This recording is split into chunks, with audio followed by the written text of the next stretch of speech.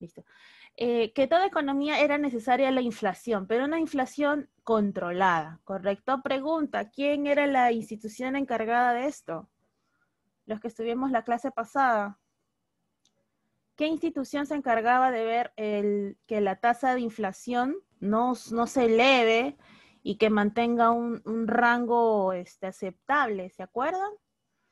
El IPC, el índice de precios al consumidor, no, ese es un ratio, en realidad es un indicador económico. ¿Se acuerdan? Todavía les dije, supuestamente esa institución se encarga de hacer esto. ¿Nada? Es el BCR, chicos, es el BCR, ¿ya? Trata de anotar eso porque sí, muy bien, Ángela, muy bien, Lisbeth, perfecto, es el BCR, ¿no? Entonces, el dígito normal en el cual nosotros pensamos que la inflación es una tasa aceptable es más o menos del 2%, ¿correcto? Si tu tasa de inflación a nivel país tienes del 2%, está bien, es aceptable. ¿Por qué? Porque significa que pues tanto como la oferta está elevando sus precios, la demanda todavía tiene, ¿qué cosa? Un poder adquisitivo para poder comprar, pues, productos, servicios, etcétera. Pero, ¿qué sucedió en la época de mi querido amigo Alan García, chicos? ¿Qué pasó? Nosotros veníamos ya con un problema, mire, pueden ver acá a ver, voy a poner un puntero, listo. ¿Qué pasaba? No, nos dicen, ¿no? La variación porcentual anual del índice a fin del periodo. O sea, chicos, la época de 1980 a 1987 es el que, no, repeticuá para los que recién entran. Qué graciosos son, ¿no? Pero recién estamos empezando, chicos, relájense. Así vamos a botar las energías, relájense, relájense. Todo bien. Recién estoy empezando. Les decía, ¿no? En esa época, el índice de precios al consumidor, pues se elevó, ¿no? Y tú sabes que si tu índice de precios al consumidor, porque en la clase pasada te enseñé cómo teníamos que hallar, ¿te acuerdas que tenías tu año base, tenías tu año corriente? Entonces, ¿qué sucedió? En la década del 80, pues todo se elevó, literal, ¿no? Ya venía con un problema anterior y en el año, exactamente, mira cómo va subiendo, ¿no? Mira, esta es la subida, parece una onda de un electrocardiograma. Para los que van perdón, a lo que es medicina, enfermería, deben de conocer un poquito de estos términos, ¿correcto? Nosotros en 1988 llegamos a 1722.3% de inflación, chiqui. ¿Por qué crees?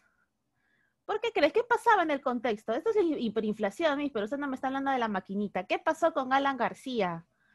Pregunta, ¿alguien sabe qué profesión tenía Alan García? ¿Saben o no saben, chiquis? ¿Qué profesión tenía Alan García? Les leo por el chat, pueden escribirlo ahí.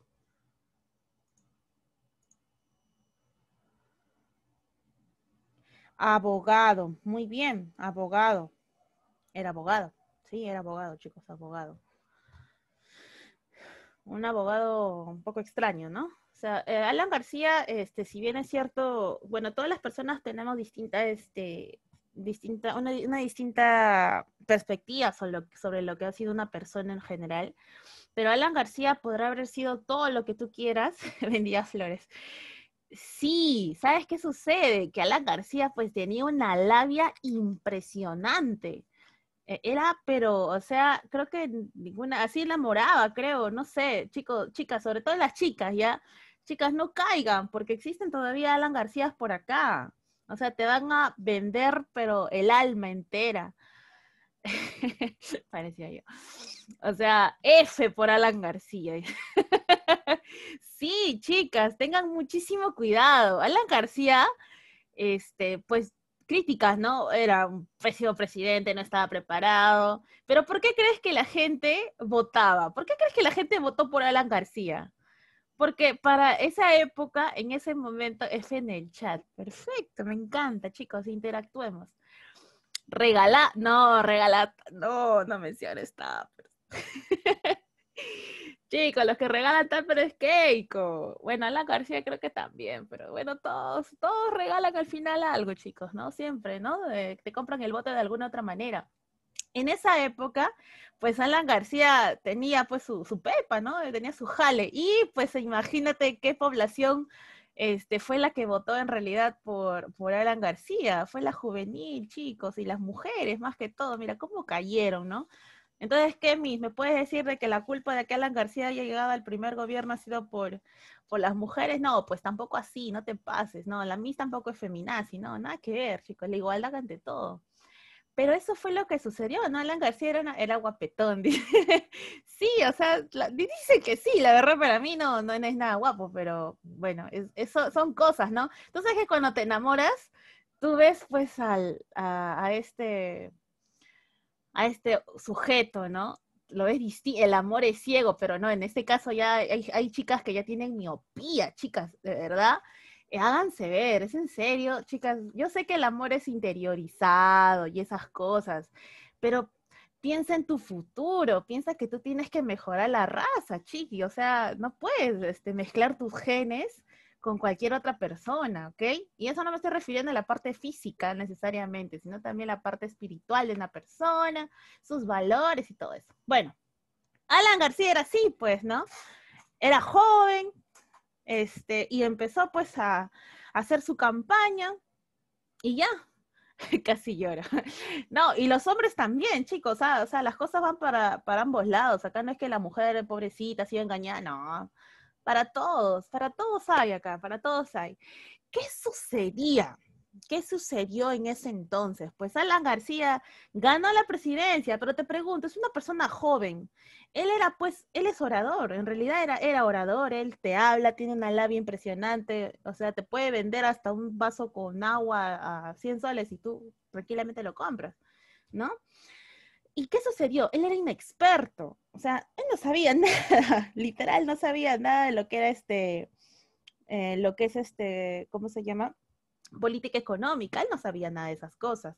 Entonces, por malos consejos, ¿qué decía? Claro, como empezó a subir el precio de las cosas, él dijo, no, esto se va a allá, como yo, por ejemplo, imagínate, ¿no? Yo tengo ahorita, por ejemplo, mi botella de agua San Mateo al costado, quemé mi Cinti, dice. Chicos, ustedes ni siquiera han nacido en esa época. Ya, tenías tu botella, por ejemplo, imagínate, ahorita tengo mi botella de San Mateo en mi mano derecha, y ahorita está, pues, 4 soles, creo, ¿no? 4 soles la botella grande, imagínate, ¿no? Pero resulta de que mañana voy, se me acaba mi agüita y voy y le pregunto a la señora y me dice, no, ya está 5, ya no está 4. Y yo, bueno, es una subida de 1 sol, no me va a afectar tanto, perfecto, no hay problema, lo voy a pagar. Pero voy pasado mañana y me dice, ya está 6. O sea, ¿qué está sucediendo? Está subiendo, yo busco a 4, dice. Pero imagínate que sucede a nivel de todo mercado, pues, ¿no? Tomo agua de caño. Claro, eso es un día sustituto, chiqui, claro. Luego te da E. coli y adiós, ¿no? Mueres. Si no mueres de COVID, mueres ¿de qué? Sancaño. Ya. Entonces, ¿qué pasaba? Entonces, Alan García, como era tan inteligente, dijo, no, pues, esta es una solución práctica. ¿Qué es lo que vamos a hacer? Si nos falta plata, pues imprimimos plata. Eso es lo que dijo Alan García, chicos. Esa fue la solución brillante de Alan García. Me va a jalar las patas. Bueno, que me jale, no hay problema. Eso fue lo que dijo. O sea, y chicos, eso está bien. O sea, me falta plata, ya pues imprimo y ya está, y voy y compro. O sea, ¿tiene lógica lo que está diciendo? Yo creo que no, y hay un montón de personas que dijeron que no. A ver, chicos, dice, mi padre me contó en esa época que Alan García un día en un sol de para... Sí, en realidad no era el sol de oro, ¿no? En esa época era como el sol de oro. Bueno, más que todo era la época de los intis. Pero está mal, pues, ¿cómo vas a decir eso? O sea, no hay lógica. ¿Por qué? Porque tú sabes que el dinero que tú puedas estar en la circulación ahorita, que bueno, ya con mayor conocimiento, tú sabes que el dinero tiene una política monetaria, ¿sí o no? Y el BCR se encarga justamente de eso, de la emisión, de mantener en regulación mucho lo que es la circulación del papel billete y de la acuñación de monedas, ¿correcto? Entonces, esa es la función del BCR. Pero ¿qué pasó con Alan García? Alan García literal se limpió altamente, le llegó altamente lo que pasaba, intervino en lo que es el BCR, como no, en ese entonces no era como una especie digamos, de institución autónoma, ya, empezó a emitir Un montón de billetes. ¿Y qué pasaba? Si tú ves que la gente ya puede comprar, ¿qué pasa tú como vendedor? Ah, ya viene a comprarme. ¿Qué hago? Vive el APRA. Chicos, F para Jefferson, ¿ya? Gracias, gracias. Me encanta esta interacción, chicos. De verdad me encanta la interacción que tenemos con... No va a ingresar. No, no digas eso. Lo estás salando. Entonces, ¿qué pasó? ¿Qué pasaba en ese entonces? No, así empezó a subir los precios. Entonces dijo, ah, ya, suben los precios, emito más dinero. Suben los precios, emito más dinero. ¿Y dónde está el respaldo? Tú sabes que el dinero que tú estás, por CEPRESI, eso no puede ser, no puede ser. Ya.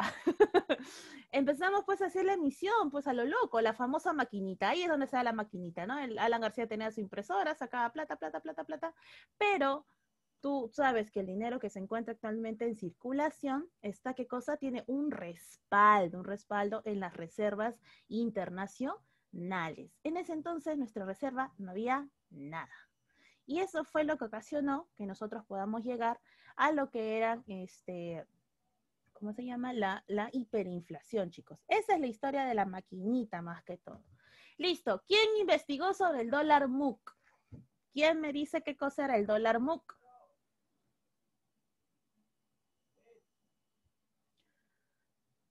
A ver, ¿quién me escribe? ¿Cómo repartían? Chicos, las maquinitas, no es que yo agarraba hacia mi cola y me daban la plata, ¿no? No es así, por si acaso. Cuando tú quieres inyectar dinero en la economía, ¿cómo lo hacías? ¿Cómo crees? Mercado único de cambio, perfecto, mercado único de cambio. Eso es lo que significa el dólar MUC, perfecto. ¿Qué sucedía? En esa época, pues la gente aprista, interesante, ¿no? Como tú ves que tu dinero, recuerda, si tú en un país ves, a ver, perdón chicos, porque mis otros alumnos me están mandando mensajes, espérenme un ratito. Creo que quieren jalar. Un momento, chicos. No sé, solucionalo. Listo. Excelente. Listo, chicos. Seguimos. Perdón, son mis perritos. Un ratito, chiquis, un ratito. No se vayan. Un ratito.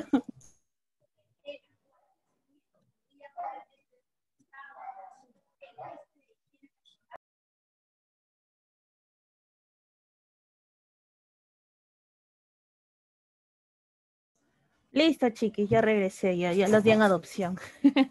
Ya. Entonces, el dólar, dice, el Estado pagaba cierta parte del dólar. Chicos, en términos, en términos económicos, pues mira, si tú ves que tu moneda actual está devaluándose, o sea, por ejemplo, que el tipo de cambio actual creo que es 3.50, si no me equivoco. Tenía relación con el dólar, sí, obviamente, pues sí es dólar MUC. Ay, Dios. ¿Qué te iba a decir? Ya, no. Tú sabes que en la economía actual el tipo de cambio está a 3.50, ¿correcto? O sea, ¿qué significa? Yo te doy $1 y tú me das 3,50 soles. En esa época, date cuenta, si el índice de precios al consumidor empieza a subir, ¿el precio del dólar aumenta o baja? A ver, los leo. ¿Aumenta o baja? Escriban, chiquis, escriban. Aumenta, claro, aumenta, perfecto, aumenta, ¿no? Obviamente, ya no me van a dar 3,50 soles, sino ponte que esté 7, ¿no? 7 ya, el tipo de cambio aumenta, ¿no? Entonces te pregunto, ¿a ti te conviene tener tu dinero o tus ahorros? Escucha, tus ahorros, ¿te convendría tenerlo en el dinero, bueno, en moneda nacional que es el sol, o te convenía tenerlo en dólar? ¿Qué crees? En dólar, pues chiqui, al toque, ¿no? Si yo veo que está subiendo el precio, al toque compro dólares y los guardo en dólares. Ya está. Se me pudre. Pues te pudres, pero millonario vas a morir, chiqui. Ya eso no hay problema. O sea, todo bien, ¿no? Pero va a ser en dólares. Entonces, ¿qué pasó? ¿Qué pasó en ese entonces? El dólar, como te dije, como ahí leí por ahí, decía es una especie de divisa. Sí, una divisa con ¿no? Pero esto se dio, el dólar MUC, chicos, acá hay que corregir porque el dólar MUC la mayoría piensa que fue en la época de Alan García, no fue así, fue en la época de Francisco Morales Bermúdez. Y esto ha sido pregunta de examen de admisión, ¿ah? Yo he visto y todos han caído, han puesto Alan García, hasta Fujimori han marcado. Pero no, chiqui, y sería bueno que la notes, ¿ya? Es Francisco Morales Bermúdez, ¿ya? ¿Qué sucedía con el dólar MUC? En ese entonces el Estado lo que hacía era comprar dólares a un precio normal, ¿correcto? Pero, por ejemplo, lo compraba a 7 soles, imagínate, y yo para venderlo al público, porque sé que ellos no tenían mucho dinero, te lo vendía a 3.50, ¿ya? Te lo vendía yo a 3.50, porque la mitad, o sea, el otro 3.50, el Estado asumía. ¿Te das cuenta? O sea, el Estado está asumiendo un gasto corriente. Pregunta, ¿es una buena idea eso? ¿Será una buena idea la intervención del Estado en la economía? No. Y luego ahora vamos a ver que no. Nelson dice, no, claro, no es bueno. No es bueno de una manera permanente, ¿no? Entonces, pero este dólar, chicos, mira, si está subsidiándolo, eso es obvio que este dólar debería venderse a las personas, pues, ¿no? Al público, a las personas que hacían negocio y todo eso. Pero este dólar no se le vendía a cualquiera. En la época de Morales Bermúdez se le vendía solamente a los empresarios, nada más. O sea, tú tenías tu empresa, tú eras industrial, a ti te vendían ese dólar. Pero si no, no te podían vender. Pregunta, ¿eso es justo? En cierta forma, la gente decía que sí, porque finalmente ellos son los que creaban, ¿qué cosa? Fuerza de trabajo, ¿no? Creaban puestos de trabajo y todo eso. Pero, en la época ya de Alan García, el dólar MUC también se estaba dando, pero ¿sabes qué sucedió? En ese entonces, tú sabes que el partido de Alan García eran los apristas, pues, ¿no? ¿Qué sucedió? Ya no se le vendía necesariamente a todas las personas que eran empresarias, sino se le vendía solo a las personas que pertenecían al partido aprista.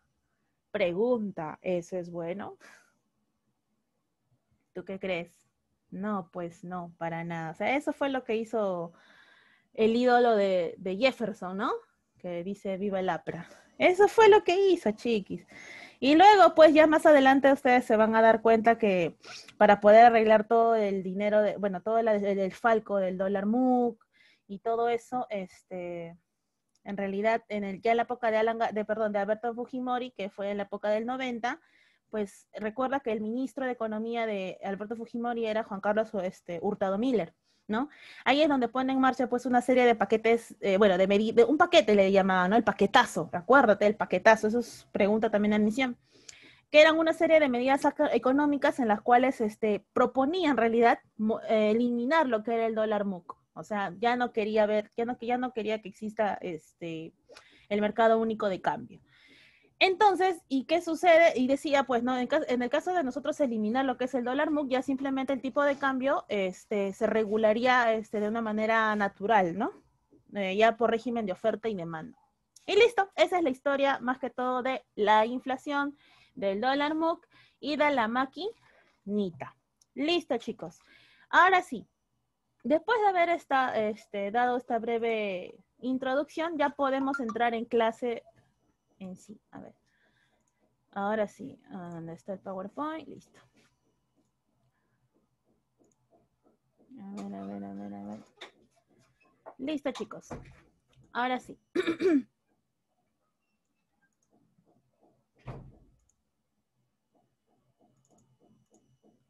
Bien, chicos. Para los que ya me conocen, soy la profesora Jessica Herrera y yo voy a estar encargada del curso de economía. Así que un gusto, ya saben que cualquier cosita ustedes me pueden escribir al correo que normalmente yo dejo por ahí. La clase de hoy es la clase número 2. Vamos a hablar sobre la etimología, la evolución histórica y la división de la economía. Ese es un tema que también tú ya conoces, ¿correcto? Bien, para nosotros poder entender lo que es la economía en sí, primero tenemos que tener una breve introducción, ¿correcto? Dentro de la introducción, ¿qué vamos a hablar, Miss? Tranquilo, chiquín. Ahorita vamos a empezar. Espérenme un ratito, por favor.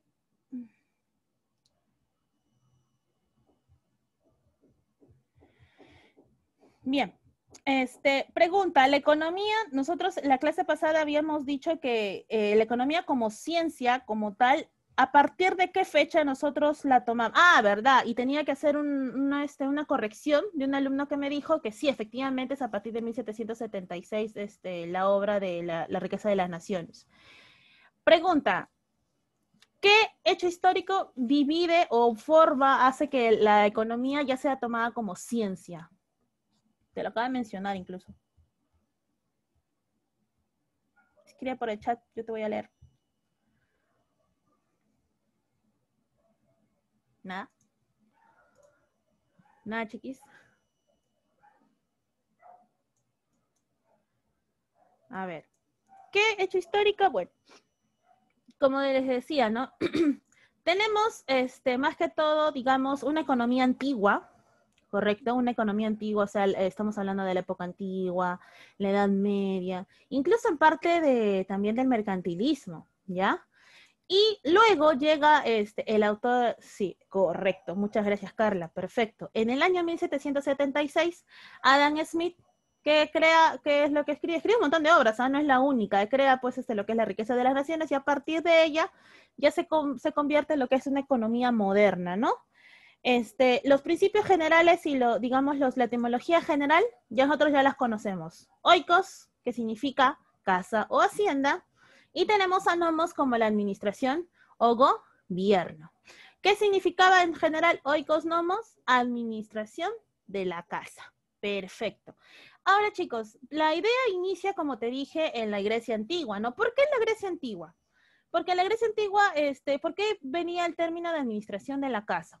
Porque recuerda que en esa época pues había nobleza, ¿no? Había nobleza y un sector, no le digamos esclavos, digámosle trabajadores. Entonces, del porcentaje total de la tierra, el 90% literal era para la nobleza. Y el 10% restante era pues para el trabajador, ¿no? Entonces, ¿quién era el que tenía que optimizar esos recursos escasos para poder, digamos, satisfacer sus necesidades? ¿El 90% que era la nobleza o el 10% que era, digamos, los trabajadores? ¿Quiénes tenían que hacer la optimización? ¿Quiénes, chicos?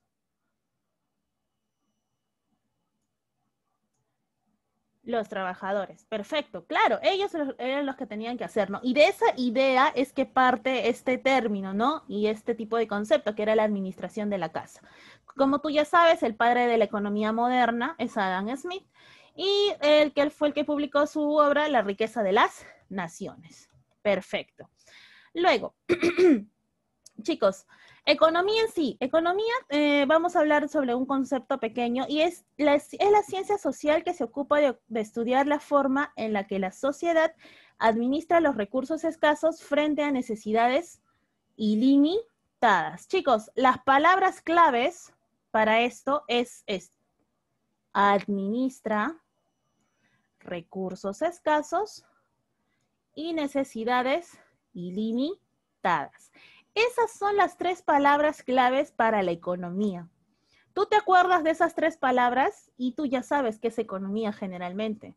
Pregunta, ¿tú haces economía siempre en tus actividades económicas diarias? ¿Haces economía? ¿O economía todavía tienes que hacer una ciencia, tienes que ir a estudiar, tienes que entrar a la universidad, San Marco? A veces, dice. Sí, sí, tú haces economía desde que tú vas a una tienda y compras ¿qué cosa? Tu botellita, ¿no? De trago. Dicen, no, chiqui, cambia, el alcoholismo es malo. De agua, o gaseosa, tu Fanta, ¿no? Ya tu Fanta. Pan, claro, pan. Batimix, Carla, qué linda, Batimix. Los cuates de Islet. Este chico me suena a Dota. Ya. Galletitas, claro. Alcohol para la bioseguridad. Ah, muy bien, Jefferson. Me encantó, ¿verdad? Mi yopi.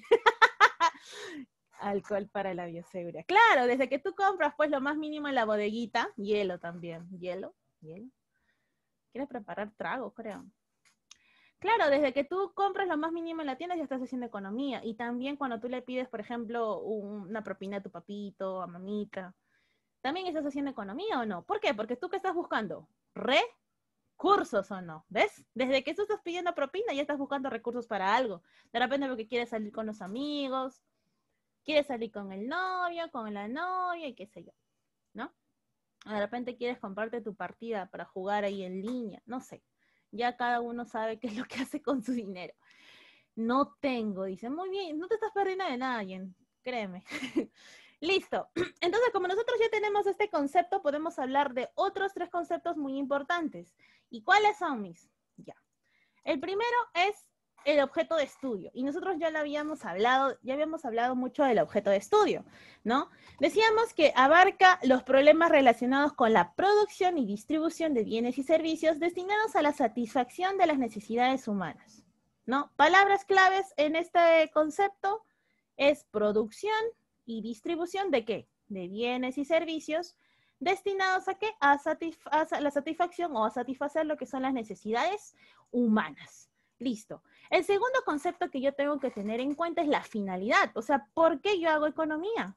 ¿No? ¿Y cuál es la finalidad de la economía, chicos?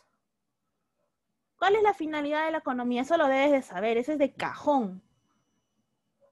¿La finalidad cuál será? Y lo vimos la clase pasada.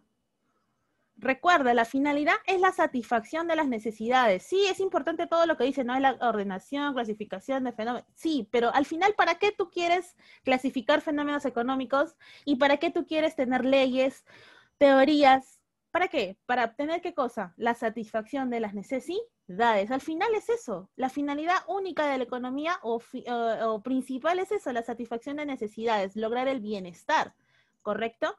Luego tienes a lo que es el método de estudio. Chicos, en el método de estudio es muy importante y es fácil.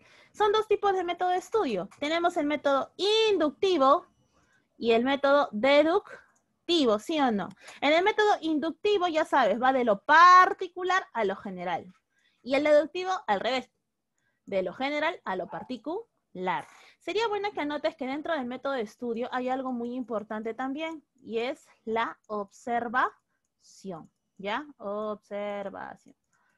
Es considerado un paso muy importante dentro del método de estudio. ¿Correcto? Listo. ¿Qué más? Ya vamos a entrar ahora, a ver, perdón. Ya vamos a entrar a lo que es la evolución histórica. Algo importante dentro de la evolución histórica, ¿cuál va a ser? Que la evolución histórica, de la economía, más que todo, chicos, se divide en 2. Época antigua, no tiene nada que ver eso. Hablamos de una etapa, mejor dicho, precientífica, y hablamos de una etapa científica. ¿Cuál es la diferencia de 2 o en qué radica o en qué momento se parte, ¿no? ¿En qué momento usted lo convierte así mismo? Pues la parte, digamos, precientífica inicia con lo que ves ahorita en pantalla, la edad antigua. Pregunta, ¿antiguamente había economía? Claro, sí había economía. Pero era relacionada como una ciencia, no. Más que todo eran unas opiniones económicas. Dentro de la edad antigua tenemos a 2 representantes muy importantes. Y tenemos primero a Platón y luego también te voy a mostrar a Aristóteles. ¿Qué sucedía en este entonces? Pues Platón decía, chicos, él tenía un corte más socialista. Él decía que pensaba más que todo en los bienes comunes, ¿no? Él decía de que la riqueza de los países se lograba a través de la especialización. Y esto sí, me gustaría que prestes muchísima atención. ¿A qué se refiere con la especialización, Miss? Mira, el concepto que dice en la pantalla dice, reconoce la especialización y la división del trabajo como una fuente de eficiencia. Ese es un término que luego te voy a explicar. Y productividad y el origen de la organización social, ciudad-estado. Resulta de que él decía de que si la persona debía, mejor dicho, que todos los habitantes debían especializarse en lo que eran bueno. Y esto ayudaba a que el país pueda sobresalir y ser más rico. Me hablas de ciudades-estado. Chicos, las ciudades-estados que había en Grecia en ese entonces eran 3. No sé si te acuerdas. ¿Me podrías mencionar alguna ciudad de Grecia que creas que era importante, por favor, en el chat?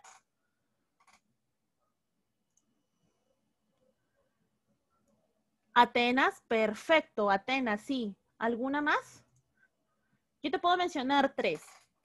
Las ciudades-estados muy bien. Esparta, perfecto. Chicos, las ciudades-estado se especializaban. Mira los griegos cómo eran de interesantes. Las principales ciudades-estado de ese entonces teníamos Atenas, teníamos a Creta, no te olvides, y Esparta. ¿Y en qué se especializaban? Por ejemplo, Atenas, ¿qué cosa era? ¿Cuál era la especialidad de Atenas, chicos? ¿Cuál creen que era la especialidad de Atenas, de la ciudad de Atenas? Era la cultura, era el deporte, ¿correcto? Eso era. En Creta, conocida también, y también te diría que lo anotes, es conocida como la joya de Grecia. Y Creta era especializada en qué? En comercio. Y Esparta, ya lo sabes por historia y por las películas, pues que se dedicaba, más que todo se dedicaba a lo que era la milicia, ¿correcto? Entonces te das cuenta que existe una diferenciación entre estas ciudades-estado, ¿correcto? Entonces de esa manera, pues Grecia fue lo que fue, ¿no? Fue una ciudad muy importante. Eso es lo que decía Platón, que tenía que especializarte. Y ojo, él hablaba mucho del bien común. Él decía de que los bienes no pertenecían a las personas, sino pertenecían ¿a quién? Al Estado. Incluso a las personas mismas las tenían como bienes. O sea, al momento de la guerra, todas las personas tenían que ir con sus bienes. ¿Te acuerdas cuando has leído la Ilíada, Odisea? ¿Cómo iban? O sea, iban, ¿sí o no? Ellos normal, decían, bueno, ya tengo que ir a la guerra, pues iban a la guerra, ¿no? De esa manera se veía ese concepto, ¿no? Platón de esa manera también digamos que lo plasmaba. Pero, caso contrario, sucedía con nuestro querido amigo Aristóteles. Aristóteles decía, no, ¿por qué va a ser un bien común? ¿Por qué? Si a mí me ha costado. Eso es lo que decía Aristóteles. Aristóteles decía que la riqueza, chicos, se lograba de tres partes importantes o tres puntos muy importantes. Uno de ellos era el medio natural. Pregunta, ¿cuál es el medio natural para conseguir riqueza? ¿Quién me responde? El que me responde eso fácil puede ingresar a San Marcos también, porque ha sido pregunta. ¿Cuál es el medio natural para conseguir riqueza? ¿Qué es lo que tú haces naturalmente para poder conseguir recursos? Trabajo, perfecto, José Tume, perfecto. Acuérdate eso, ¿eh? El medio natural para conseguir riqueza es el trabajo. Y así te lo han puesto en claves, ¿ah? Y la gente no sabe, chicos, no, ustedes no deben de caer así. Entonces, él decía, ¿no? Que existen tres puntos o tres formas de obtener riquezas. Uno, el medio natural, o sea, a través del trabajo. El otro decía del interés, o sea, ¿qué significa? Que hacía préstamos. Y el otro a través de la acumulación de bienes en el tiempo. ¿Para qué? Para poder alquilarlos, pues, para poder obtener un rédito a través de eso. Me ganó, dice Jefferson. Entonces, él hablaba más que todo de la propiedad privada. Nota, Platón era bien con bienes comunes y en el caso de Aristóteles era la propiedad privada, ¿correcto? Él decía, pues no, si yo ya le pagué mis tributos por las cosas que yo ya tengo al Estado, yo tengo derecho a mis bienes privados. O sea, son míos, ya no son ya no son de un uso público. Eso es lo que decía nuestro querido amigo Aristóteles. Luego, chicos, ya pasamos a la época de la Edad Media, ¿correcto? ¿Quién me dice cómo inicia la Edad Media? Por historia, clasificación antigua, pero por historia es así. ¿Cómo inicia la Edad Media? ¿Qué acontecimiento europeo, porque fue europeo, nos da el inicio de la Edad Media? Correcto, caída de Roma de Occidente, 476. Anota, eso es importante, tienes que saberlo, pero como si fuera el Padre Nuestro. Chicos, la Edad Media es conocida mucho como una edad oscura para la ciencia. ¿Por qué? Porque de lo que estábamos avanzando, empezamos a retroceder, ¿ya? Se retrocedió demasiado en lo que era ciencia. ¿Por qué? Porque la Iglesia intervino y prohibió todo ese tipo de cosas. Y las personas, como tenían miedo a la excomulgación, pues evitaban hacer ciencia, ¿no? Y pues date cuenta, si un pueblo no investiga, si un pueblo no lee, ¿cómo nos volvemos? Ignorantes. Entonces aumentó la ignorancia al prohibir la ciencia.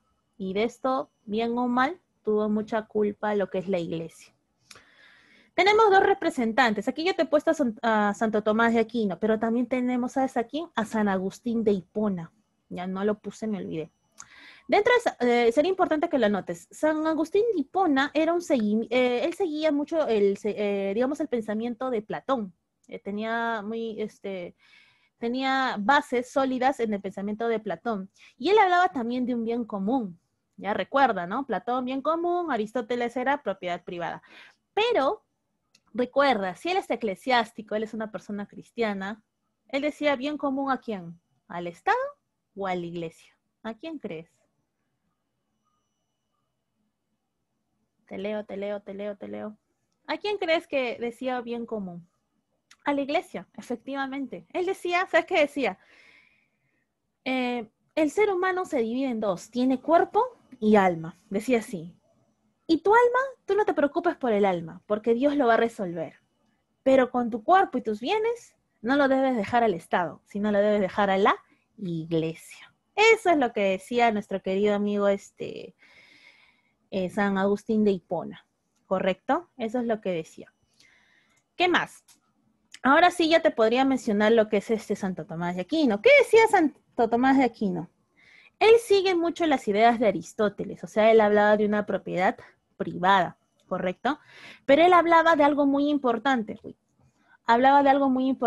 y es el justiprecio, y sería bueno también que lo anotes, chicos.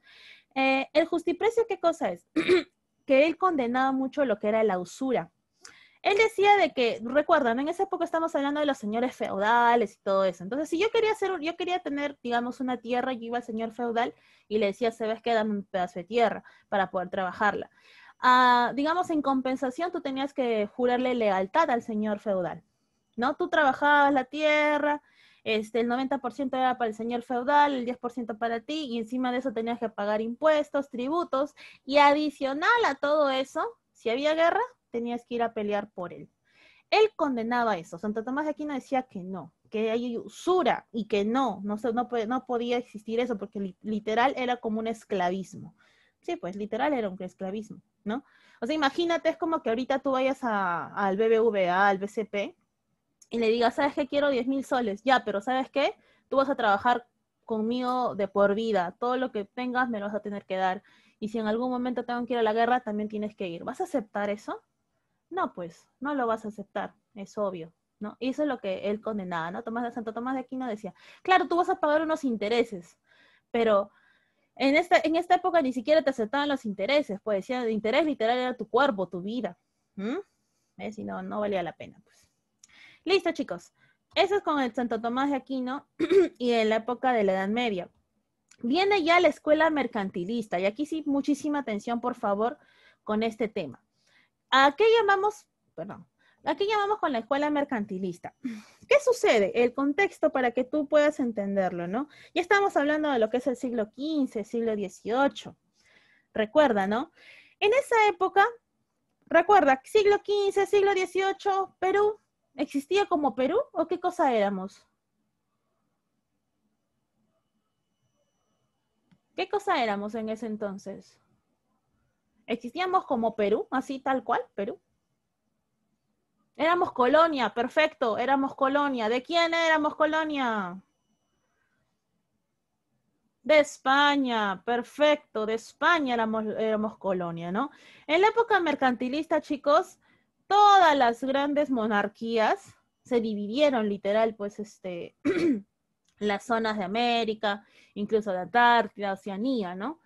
Y sí, pues el gran beneficiado de todo esto fue España, ¿no? Recuerda, España, América, fue España y Portugal, ¿no? Recuerda, ¿cómo se llamó el tratado que dividió la zona de América del Sur y parte de... ¿Cómo se llama ese tratado? ¿Alguien sabe?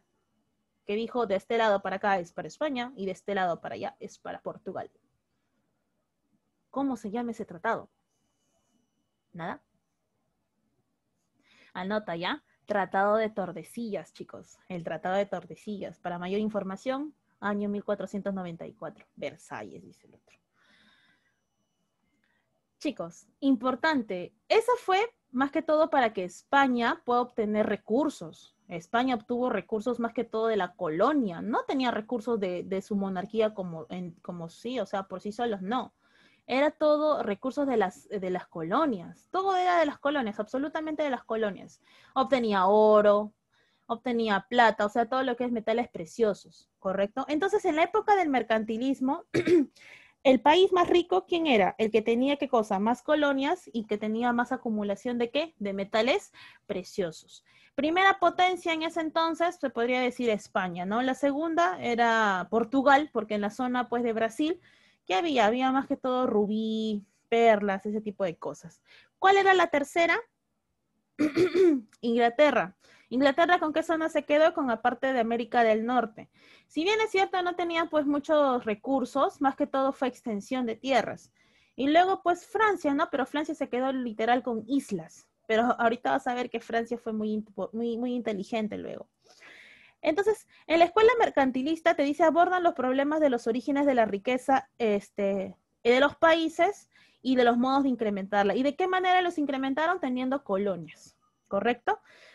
Obteniendo colonias. Ellos decían, en esa época, como te dije, la riqueza se mide más que todo no por la producción, sino la obtención de oro, ¿no?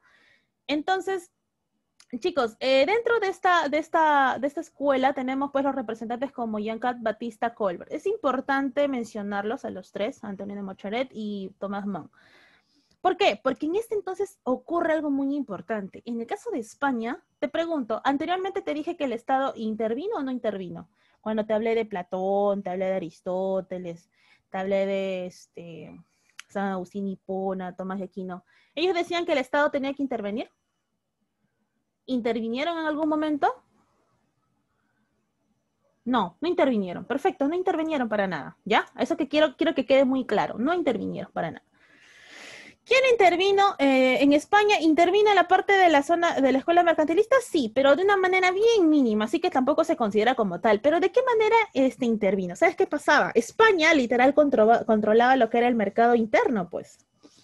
Y el mercantilismo, y esto sí sería bueno que lo anotes, tiene como instrumento de protección, tenía un instrumento de protección mínimo, ¿correcto? Donde el Estado más que todo controlaba lo que era el mercado de la exportación. ¿Cómo es esto, chiqui? Si España te podía vender todos los productos que ellos tenían, pero si tú le querías vender a España, solo podías vender productos que España no tenía. Pregunta, ¿ese es un mercado óptimo? O sea, ¿se debería dar así siempre? No, sí o no, no, porque obviamente si yo te vendo algo es para que yo también pueda obtener un rédito al venderte otra cosa, o sea, no es justo, pues. Pero España, pues, en ese entonces eran los que mandaban, por decirlo así, por tener un montón de, parece China. Sí, es que eso es cierto. Si yo vendo, sí, dice nuestro querido amigo aprista Jefferson. Listo. Eso es lo que todo, más que todo en la escuela mercantilista. Recuerda, ¿no? Escuela mercantilista, estamos hablando, ¿qué cosa? De la intervención un poquito del Estado, pero que la obtención de la riqueza era ¿de qué? Cuando tenías acumulación de metales preciosos, ¿correcto? Eso que quede muy en claro. Luego tenemos una escuela muy importante que es la escuela fisiocrática. Chicos, ¿te acuerdas que yo te dije? Espérate. Sí. ¿Te acuerdas que yo te dije que teníamos que dividir en dos lo que era la evolución histórica? Te hablé de una etapa precientífica, ¿te acuerdas? Con la escuela fisiocrática inicia lo que es una etapa científica. Anota eso, con la escuela fisiocrática ya inicia una etapa científica de la economía. ¿Por qué? Porque en literal se crean las primeras leyes económicas a través de una obra de uno de los representantes de esta escuela, de Francis Knight, que es la tabla económica. Pregunta de Villarreal, chicos, también. Así que anótalo, por favor. ¿Cómo es esto, Miss? Recuerda, mira la época, 1756, 1778. ¿Época de qué? De la caída de las colonias, pues. Las colonias ya se están rebelando. Acuérdate que esta escuela surge en Francia, ¿no? Siglo XVIII, dice, ¿no? ¿Cómo posiciona el mercantilismo? Ya estaban cansados de ser, ¿qué cosa? Colonia. Y dice, ¿no? Plantea que la riqueza de un país se encuentra en el mayor aprovechamiento del factor tierra. ¿A qué se refiere esto, Miss? ¿Recuerdas qué país era el único que se quedó con islas? Cuando te hice el top 4 de Francia. Perfecto, me encanta que estén atentos. Francia. ¿Qué hizo nuestro querido amigo Francia? Francia dijo, bueno, como tú, iba donde las colonias y decía, oye, ¿tú quieres seguir aquí, digamos, recibiendo órdenes de España, de Inglaterra, de Portugal? ¿no? Ah, ya, perfecto, ¿sabes qué? Te vendo armas. Eso fue lo que decía Francia. Uy, uy. Sí. Eso fue lo que dijo Francia, chicos. Le empezó a vender armamento a todas las colonias que se querían independizar. O sea, una gran estrategia, ¿sí o no? Claro. Entonces las colonias empezaron a independizar, pues chicos. ¿Y qué pasaba con las monarquías? Empezaron a decaer, obviamente, porque recuerda que todos los recursos lo obtenían de las colonias. Entonces las monarquías se quedaban pues como que, ¿y ahora? ¿Qué hacemos? ¿Dónde vamos a conseguir alimentos? Dinero en sí. ¿Dónde vamos a conseguir lo que son los recursos? Entonces, ¿qué sucede? ¿O qué pasó en este entonces?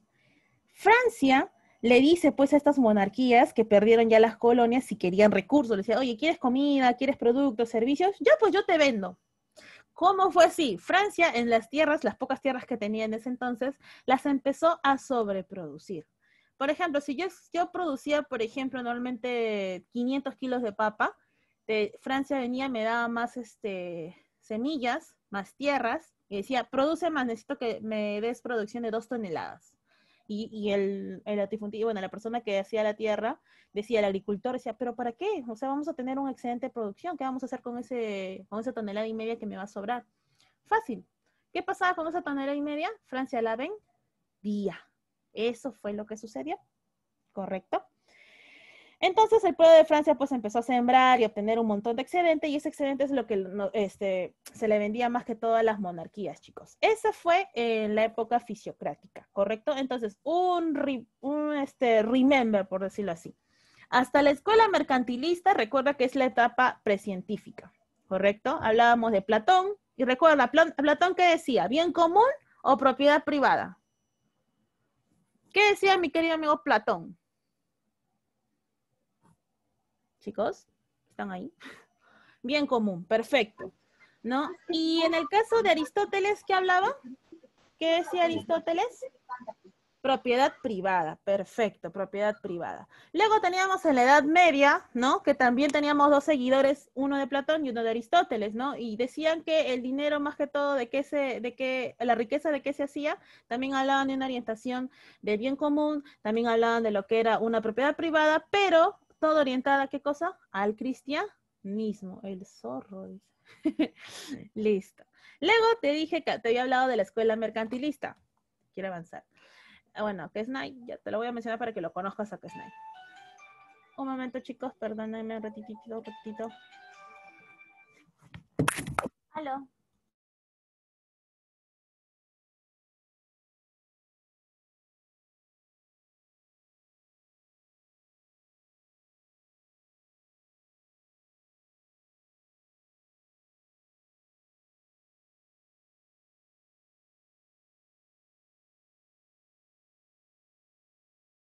Listo, chicos, disculpen. ¿Quién será? Dice. No, es que me habían mandado una encomienda y mi movilidad se ha ido directamente a su casa y se olvidó de mí. Y me habían mandado papitas, chicos, y mis papitas ya no están acá. Ya no me puedo comer papita. Listo. Entonces, como les decía, ¿no? Hablamos de la escuela, perdón, mercantilista y cómo obteníamos la riqueza según la escuela mercantilista. ¿Qué decía? ¿Qué les dije de la escuela mercantilista? ¿Cómo obteníamos dinero o riqueza con la escuela mercantilista? ¿Se acuerdan o no se acuerdan? ¿Acuerdan que estaban las monarquías, las colonias? No, excelente producción era con mercantilismo, excelente producción con la fisiocracia, acumulación de metales preciosos, perfecto.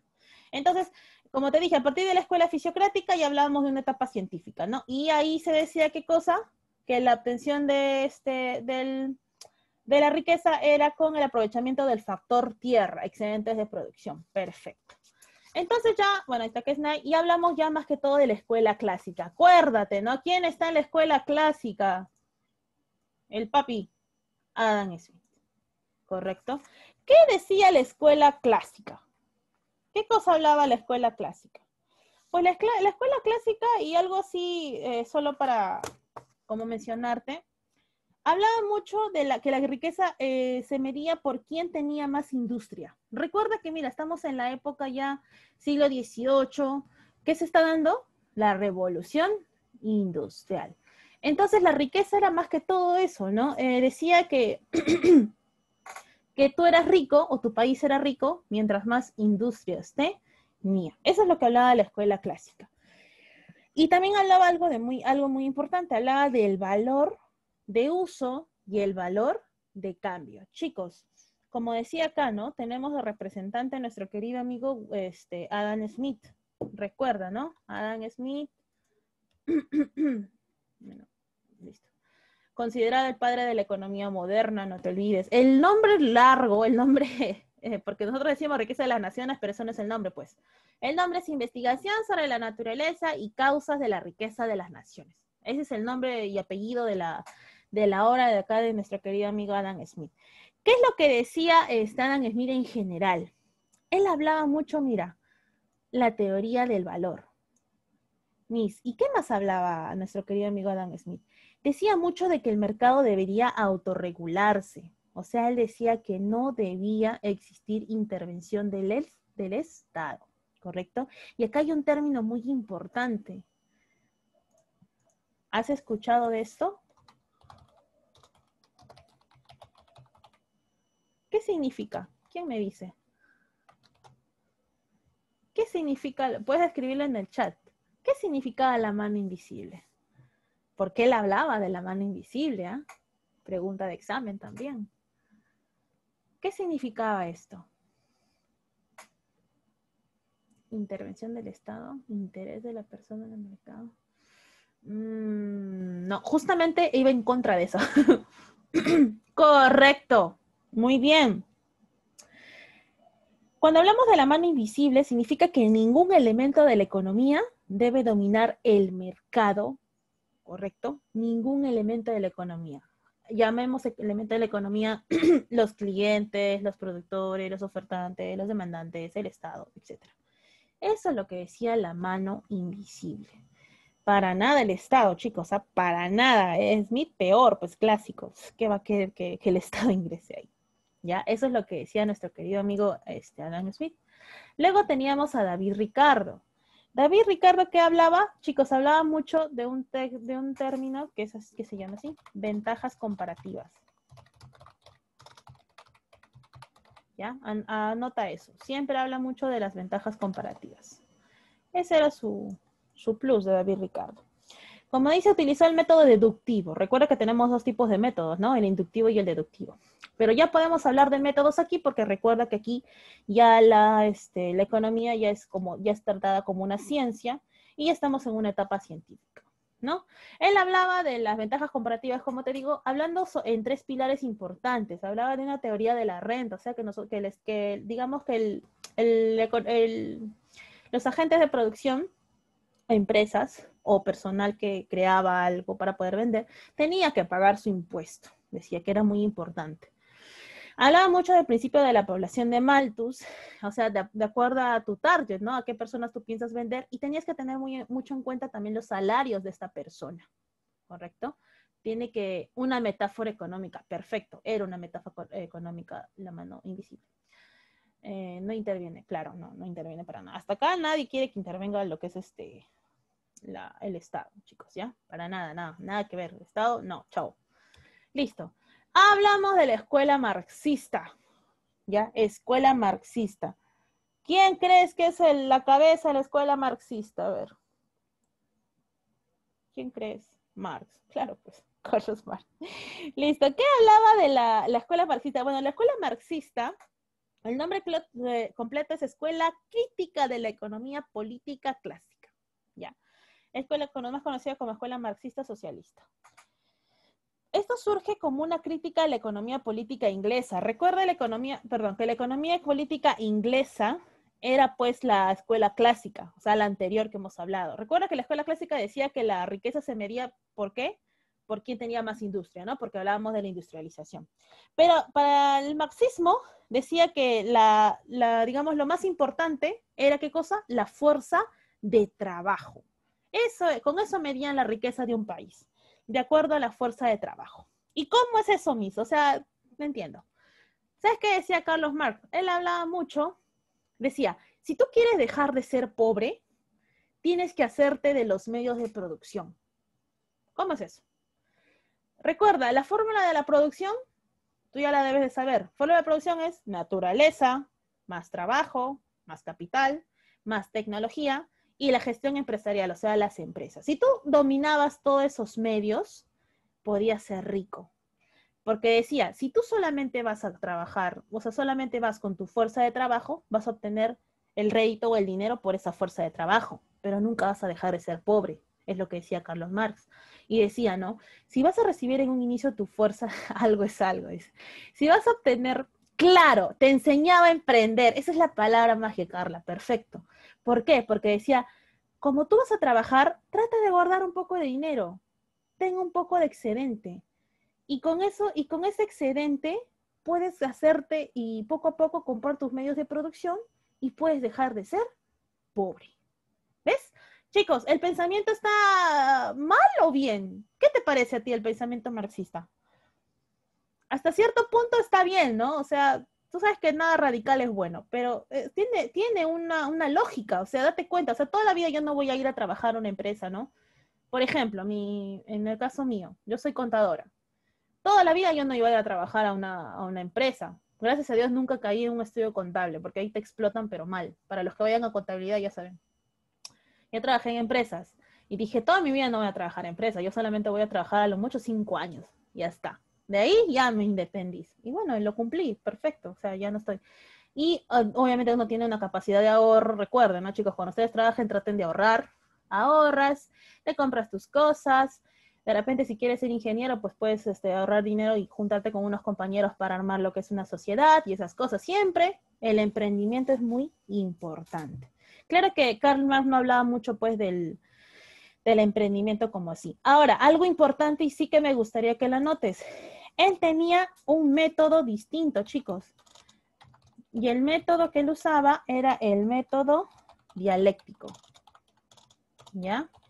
Te lo digo porque esto también ha sido pregunta de examen de admisión. El método que usaba Carlos Marx era el método dialéctico. Listo. Después de Carlos Marx, ¿a quién tenemos ya? Bueno, tenemos ya también, para mencionar, ¿no? Estaba Federico Engels. No te vayas a olvidar.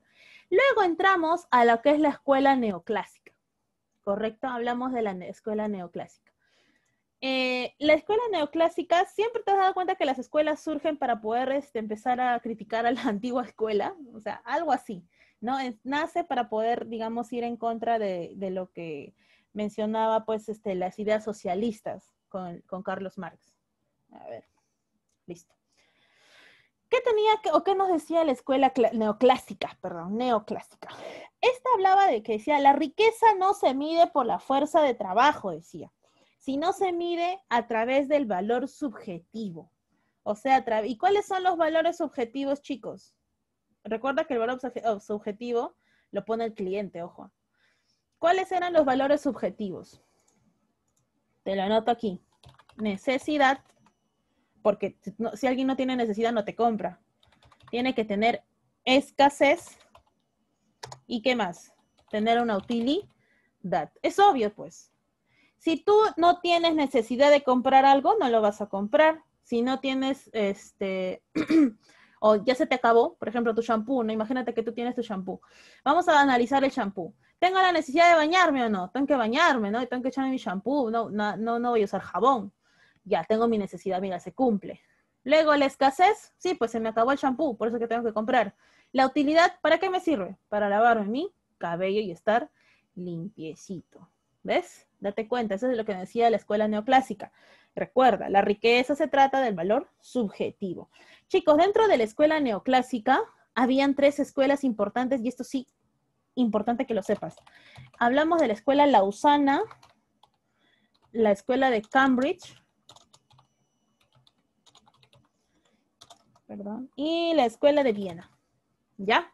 Eso es importante. Dentro de la escuela neoclásica encontramos este tipo de corrientes más que todo. Listo. Eso es importante en la escuela neoclásica.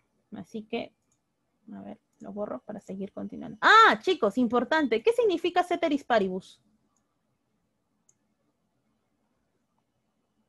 ¿Qué significa el ceteris paribus? Que es un término económico. Recuerda, hasta acá tenemos intervención del Estado o no. ¿Tenemos o no tenemos?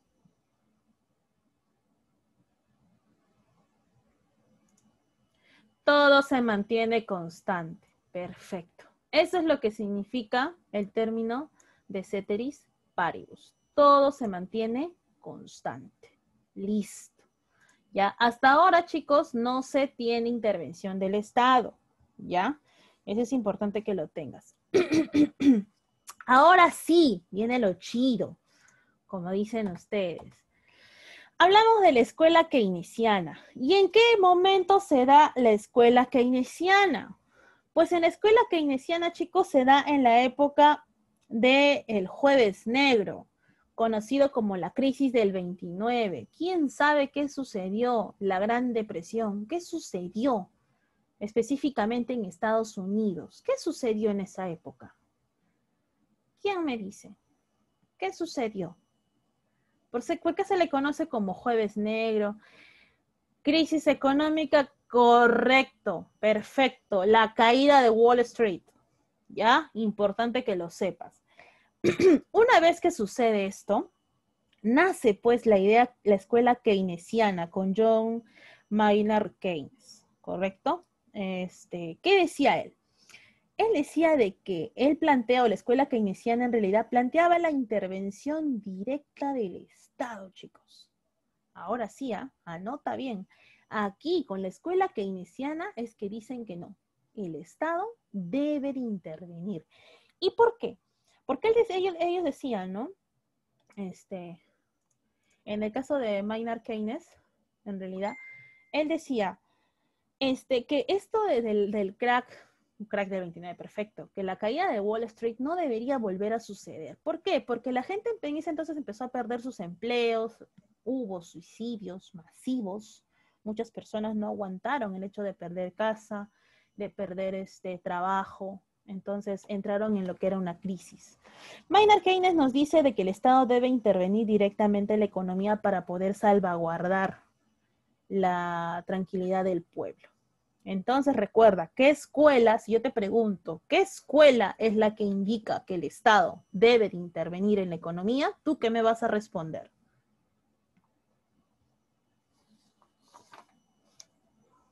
¿Aló? Keynesiana. Perfecto, la escuela keynesiana. ¿Listo? Hasta ahí estamos bien.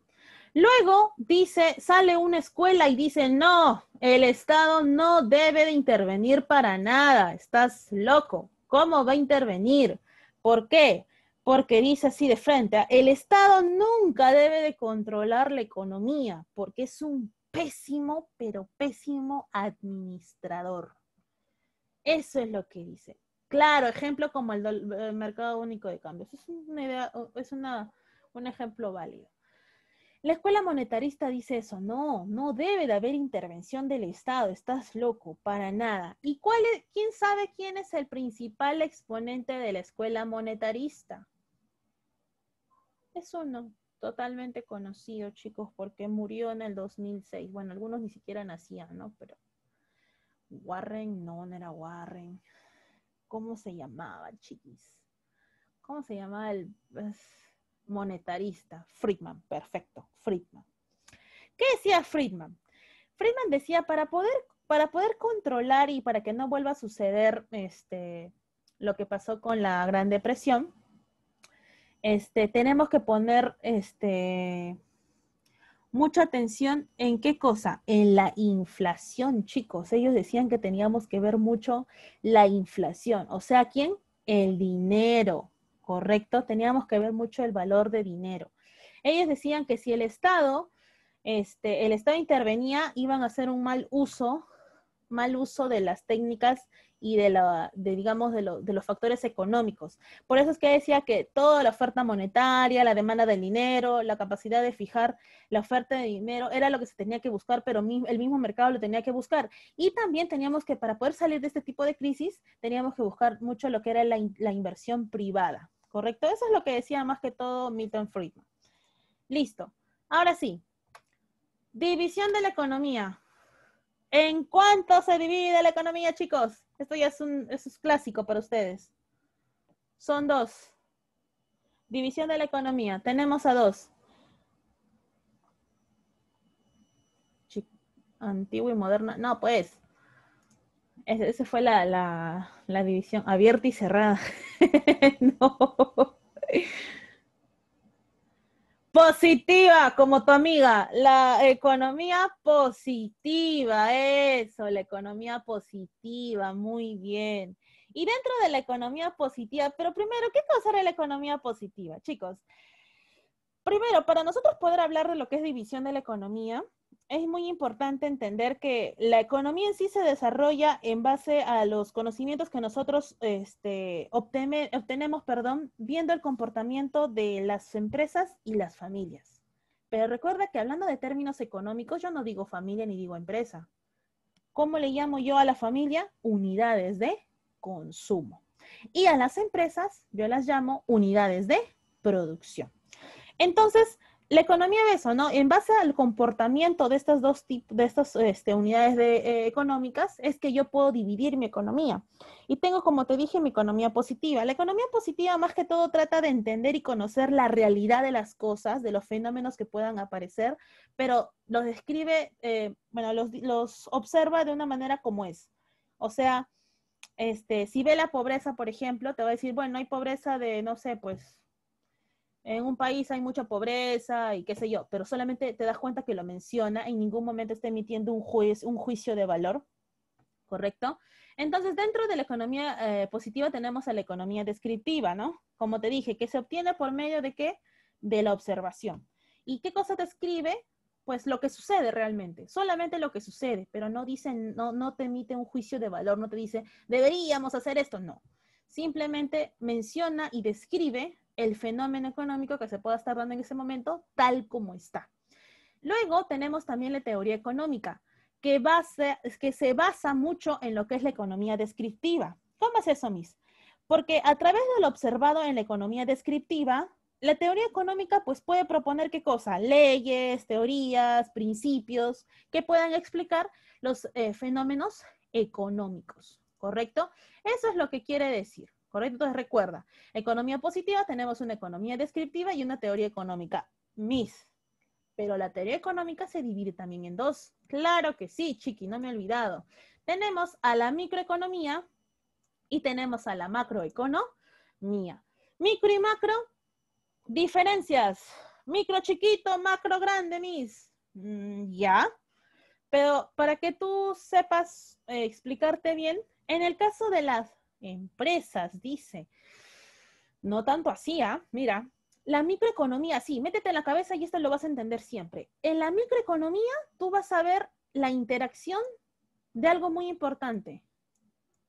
UC, UP. ¿Quiénes? ¿Quiénes son? ¿La interacción de quién? ¿Quién era UC y quién era UP? Te lo mencioné hace un momento, te dije que no se decía familia y no se decía empresa. ¿Cómo se decía? Unidades de consumo y las unidades de producción. Todo lo que suceda con la unidad de consumo y la unidad de producción se ve en la microeconomía, ¿correcto? La forma como interactúan en el mercado para la formación de los precios, estas dos unidades económicas, eso sería la microeconomía, ¿ya? Miss, ¿y la macroeconomía? Pues chicos, ya cuando hablamos de lo que es macroeconomía, aparte de hablar de las dos unidades económicas, UC y UP, estamos hablando también de agregados económicos, porque por ahí lo leí también. ¿Cuáles son los agregados económicos? Estamos hablando de la inflación, el desempleo, la cantidad de dinero, el crecimiento económico, etcétera. ¿Correcto? Entonces te lo voy a anotar acá para el que de repente no anotó. Recuerda, ¿no? Tienes que ver los agregados económicos, que es la inflación. Ejemplo, pues puede ser la inflación. Tienes también el desempleo. Tienes también la cantidad de dinero. Puedes hablar también de los precios del IPC, etcétera. ¿Listo? Eso es la gran diferencia entre la micro y la macroeconomía. Listo. Luego, después de tener la economía positiva, ¿quién sigue, chicos? Importante. Entonces, la economía positiva pues habla de las empresas, de las personas, las familias. ¿Quién tenemos ahora? A la economía normativa. Perfecto. En la economía normativa, chicos, ¿qué se da? ¿Qué es lo importante dentro de la economía normativa? Que estudia, a diferencia pues de la economía positiva que explica los fenómenos cómo se dan, tal cual, recuerda, ¿no? Lo ideal en un mundo es que el Estado nunca intervenga. Pero tiene que haber normas. Y esas normas, correcto, se dan ¿dónde? En la política económica. Perfecto. ¿Y qué cosa es la política económica? Pues son un conjunto de directrices, ¿no? Y lineamientos en los cuales el Estado tiene que entrar para poder regular y orientar el proceso económico de un país. O sea, Miss, al final sí ingresa al Estado, sí, pero ingresa de una manera normativa, ¿correcto? O sea, no dumping, no monopolios, etcétera. O sea, en la teoría, porque en realidad tú ves monopolios en el país, claro que hay monopolios, muchos monopolios. Si no, mira la cadena de las farmacias, mira los bancos, mira los institutos, las universidades. O sea, date cuenta, ya se están formando monopolios, están formando grupos de poder que realmente están controlando casi gran parte del mercado. Correcto, por eso te digo, esto es en un mundo ideal, en el mundo de Noveluz. Ahí recién ves esto. Recuerda que la economía normativa pues explica los fenómenos económicos, pero a la vez de explicarlos, te da un juicio de valor, te dice qué es lo que deberías de hacer, qué es lo que debería de suceder y qué es lo que deberías, digamos, corregir, ¿no? Recuerda que el rol de Estado, ¿qué cosa es? Supuestamente, siempre digo esto. El rol del Estado supuestamente es repartir equitativamente la riqueza. Pregunta, ¿sucede eso? ¿Sucede que nos reparten equitativamente nuestra riqueza? No, pues, porque acá te dicen, bueno, si tú eres pobre eres porque quieres. ¿Has escuchado esa frase? ¿Eres pobre porque quieres? Tiene una parte de verdad y una parte de mentira, porque dice, eres pobre porque quieres. Claro, yo puedo ser pobre porque quiero siempre y cuando, si yo no tengo los recursos naturales que me corresponden por ley, por ejemplo, ¿a qué estoy refiriendo? ¿Mis plata? No, el Estado no me tiene por qué dar plata, pero el rol del Estado es que me dé educación o no. El rol del Estado es que me dé salud o no. Pregunta, un niño bien alimentado puede estudiar lo mismo o puede entrarle en la capacidad mental o cognitiva un niño que no ha tomado desayuno? ¿Podrá? No, pues. Entonces te pregunto, ¿el Estado realmente autorregula, digamos, la correcta distribución de la riqueza? No. Por eso te digo que la frase eso de que el que es pobre es porque quiere, no tiene nada que, no es totalmente cierta. Totalmente cierta sería si de repente yo tengo mi colegio, me han dado buena educación, tengo salud, y después de eso ya no quiero entrar a la universidad y me quiero dedicar a, no sé, pues, a robar o a hacer otras cosas. Ahí sí me puedes decir, soy pobre porque quiero, no quiero trabajar, no quiero emprender, no quiero salir, no me quiero superar. Pero si no me das digamos, las bases en sí para yo poder salir de pobre, no me puedes hablar pues de que soy pobre porque quiero, ¿correcto? Por eso cuando alguien te diga eso ya sabes qué cosa decirle, ¿no? Refutarle. No es que el Estado te tenga que mantener, pero el Estado tiene ciertas funciones. ¿Por qué? ¿Por qué, Miss? ¿Y por qué el Estado me tiene que dar colegio? ¿Por qué el Estado? ¿Será que tú pagas impuestos? Miss, no pago impuestos, acá es mi mamá, ni siquiera paga el autovalú. Chicos, cuando ustedes compran una botella de agua, compran una galletita, ya están pagando impuestos. Así que no les engañen, no digan, no, yo nunca en mi vida he pagado impuestos. Sí pagas impuestos, ¿correcto? Bien, dentro de la política económica tenemos dos diferencias, o bueno, dos partes muy importantes. Hablamos de la política fiscal y hablamos de la política monetaria. Dentro de la política fiscal, recuerda, ¿no? Es más que todo el conjunto de acciones gubernamentales. ¿Para qué? Para poder ver una administración y la aplicación de los instrumentos financieros que ven más que todo el gasto-ingreso de un país. Esa es la palabra clave en el caso de la política fiscal. ¿Correcto? Te lo voy a poner acá. Tiene que ver mucho contra el gasto y el ingreso de un país. Esa es la política fiscal. Y la política monetaria, pues ya sabes, ¿no? La autorregulación sobre la cantidad de dinero dentro del país para poder asegurar, ¿qué cosa? Una estabilidad económica. ¿Quién se encarga de nuestra política monetaria? Perdón. Te lo pregunté al inicio de clases. ¿Quién se encarga de regular nuestra política monetaria? El BCR. Listo. ¿Ves? Es el BCR. ¿Alguna duda hasta acá? ¿Alguna pregunta hasta acá? ¿Han visto que no se ha cortado la clase? BCR, perfecto, sí, BCR. Chicos, una pregunta. ¿Alguien sabe la diferencia entre eficiencia y eficacia? ¿Sabemos la diferencia entre eficiencia y eficacia?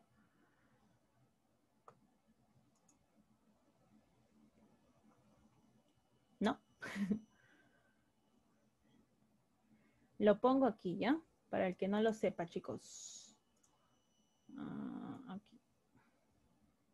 Chiquitito nomás. Cuando nosotros hablamos de eficiencia, tú has escuchado, ¿no? Cuando a ti te digan, tú eres eficiente, pero el otro es eficaz, ¿ya? Vamos a hablar de dos términos. Hablamos de eficiencia y eficacia. Pregunta, ¿tú qué quieres ser? ¿Eficaz o eficiente? ¿Cuál de los dos quieres ser? A ver, escríbeme en el chat. Si quieres en privado, no hay problema, chiqui. Acá temor al éxito no lo tengas. Vamos, con fuerza. ¿Tú quieres ser eficaz o eficiente? ¿Qué quisieras ser? Eficiente. Muy bien. ¿Por qué? Chicos, cuando nosotros hablamos de eficacia, voy a poner acá, ¿no? Consiste en alcanzar las metas establecidas. Vamos a hablar de empresa, ¿ya? En la empresa, imagínate, ¿ya? Pero es un trabajador, consiste en alcanzar las metas establecidas de la empresa. Pero cuando yo hablo de eficiencia, también, o sea, se refiere a lograr las metas, pero acuérdate, con la menor cantidad de recursos. Entonces, ¿dónde estamos hablando de la optimización de recursos? ¿En la eficacia o en la eficiencia? ¿Dónde hablamos de optimización de recursos? ¿Eficacia o eficiencia, chicos? Eficiencia, perfecto. Importante que en los dos, dice. Optimización de recursos se ve en la eficiencia, eficiencia.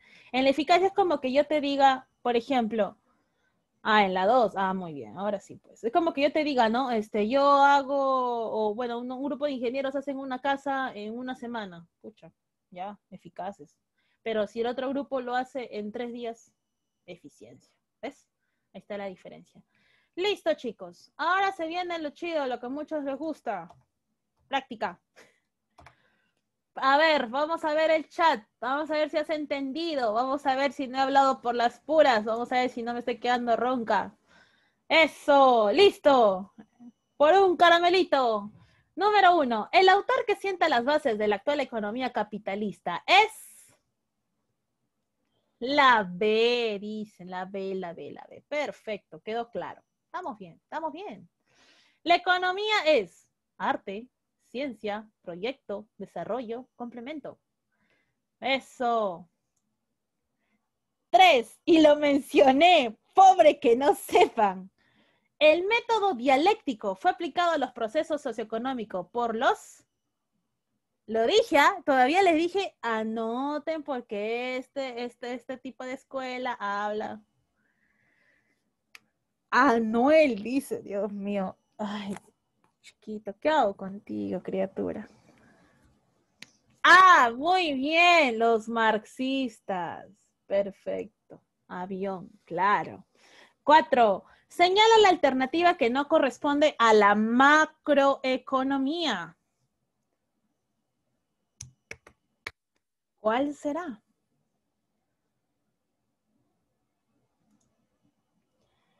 Bebecita. Dios mío, ¿por qué son así, chicos? Cambien. Correcto, la B. ¿Por qué, Miss?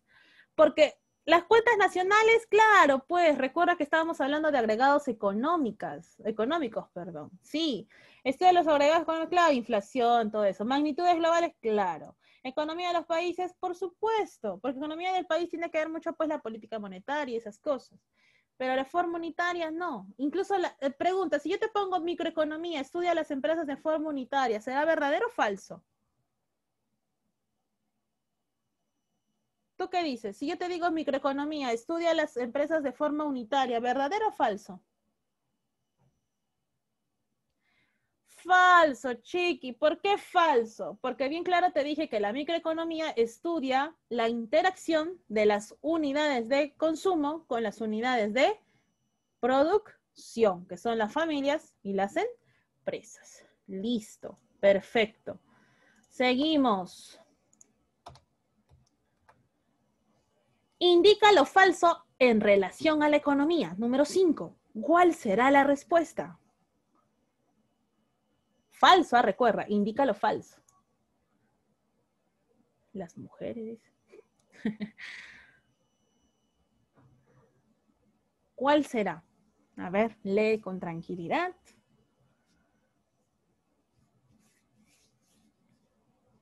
¿Cuál será falso? ¿Qué alternativa será falso?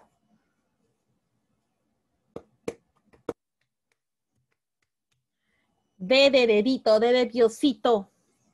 Vamos a analizarlo, ¿ya? A ver, dice, etimológicamente deriva de dos voces griegas.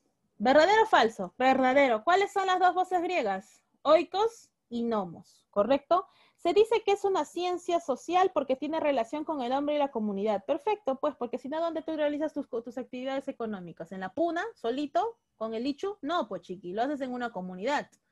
La economía socialista se fundamenta en una economía planificada, verdadero. La política económica es similar en todos los países. Yo tengo mi economía similar a Brasil, tengo mi economía similar a Chile. No, pues chiqui, ahí está, pues. Y se divide economía positiva y normativa, esto es verdadero. Entonces, ¿cuál es la alternativa? La D. Perfecto. Número 6. Dice, al afirmar que la mayor emisión monetaria aumenta el nivel general de los precios, se establece una relación para cualquier economía. Entonces, se está aplicando el método. ¿Qué método? ¿Será estadístico? ¿Será matemático? ¿Será deductivo? ¿Dialéctico? ¿Inductivo? ¿Qué dices? Recuerda, cuando te estoy hablando de emisión monetaria a nivel general, te estoy hablando de lo general a lo específico, o lo particular a lo general. Bebecita. Correcto, estamos hablando del método deductivo, de lo general a lo particular. Listo. Número 7. ¿Cuál es la mejor definición de economía?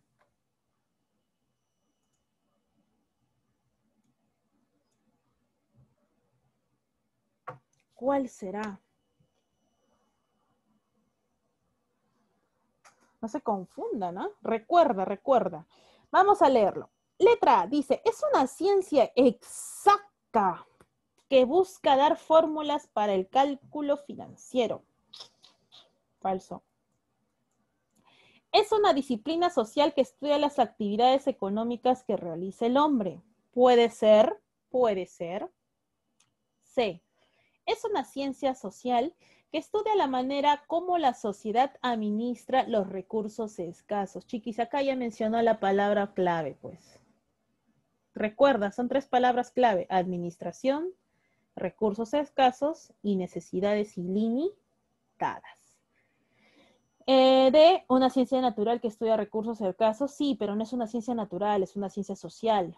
Es una ciencia que busca reducir el desempleo, crisis y aumentar los ingresos. No necesariamente, es una parte, sí.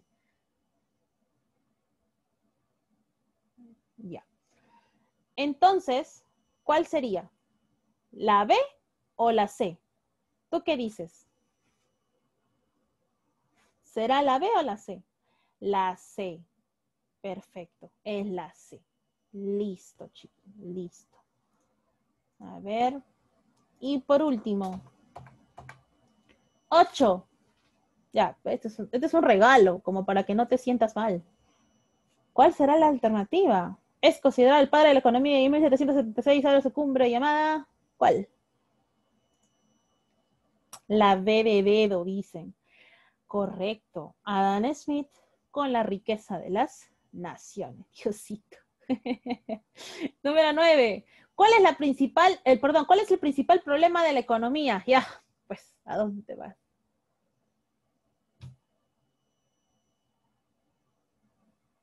¿Cuál es el principal problema de la economía? B, dicen por ahí, crisis económica, escasez. Ese es el principal problema de la economía. Recuerda, ¿cuál es el fin de la economía? Buscar las necesidades económicas, ¿sí o no? ¿Pero qué? ¿Cuál es también el problema que tiene? La escasez. Número 10. El fin de la economía es... Vamos a ver. Bebecita, me dicen. Satisfacer las necesidades. Listo, chiquis. Muy bien. Esa ha sido la clase del día de hoy. Espero que no se hayan aburrido.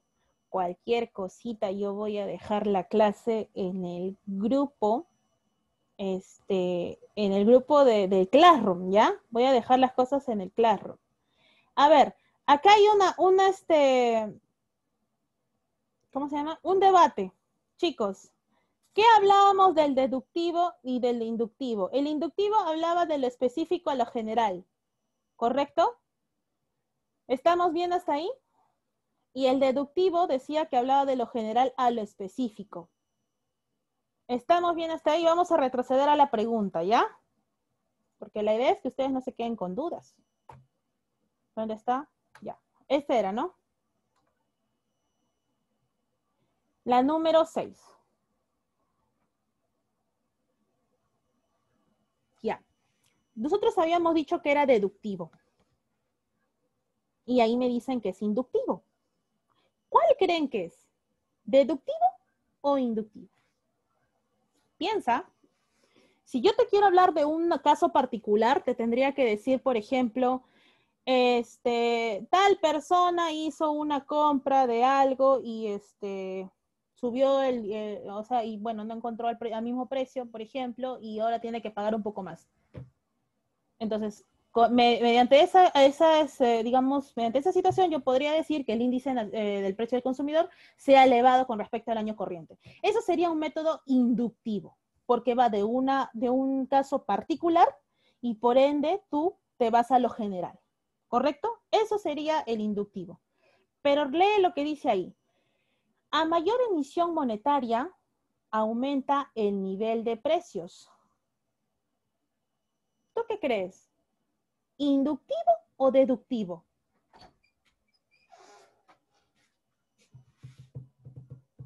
Ahora sí, puedes decir lo que tú creas. ¿Será deductivo o inductivo? ¿Estamos hablando de algo específico? ¿Estamos hablando de algo general?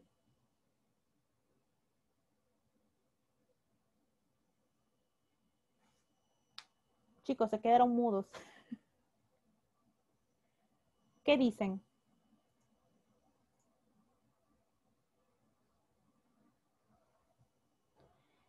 Claro, tú estás hablando estamos hablando de algo general, ¿sí o no? Estamos hablando de algo general. Entonces, ¿será deductivo o generation? Éxito, ¿no? Estamos hablando entonces del método deductivo o inductivo. Deductivo, chiquis. Estamos hablando del método deductivo, ¿ya? Afirmamos. Era listo.